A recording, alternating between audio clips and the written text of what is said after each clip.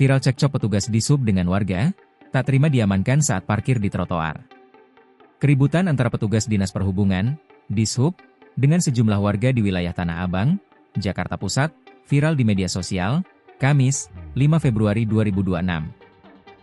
Dilansir unggahan akun Instagram Berita Matraman, disebutkan bahwa petugas Dishub dan warga nyaris baku hantam.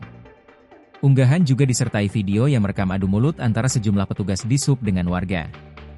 Informasi dalam unggahan menyebut warga tidak terima saat petugas Dishub melakukan penindakan kendaraannya yang sedang parkir sembarangan.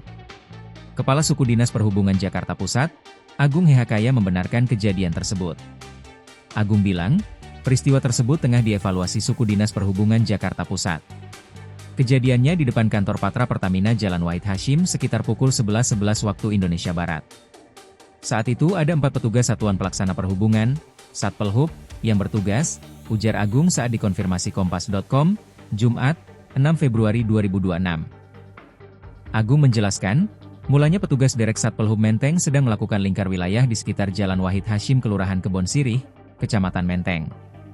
Namun, di depan kantor Patra Pertamina Jalan Wahid Hasyim terdapat 2 kendaraan, masing-masing dengan nomor polisi B2125 PIT, Innova Zenis, dan B2275 PIO, Toyota Avanza Veloz, parkir di trotoar. Menurut penjelasan petugas, mereka melakukan penindakan secara persuasif dan sesuai standar operasional prosedur, SOP. Setelah itu, situasi masih bisa dikendalikan dan pelanggaran 2 kendaraan ditangani oleh kepolisian. Agung menyampaikan, kedua mobil akhirnya ditangani oleh Satlantas Polsek Menteng karena melakukan parkir di atas trotoar. Ia pun memastikan tidak ada peristiwa baku hantam antara warga dengan petugas Satpelhub. Download Tribun X sekarang, menghadirkan lokal menjadi Indonesia.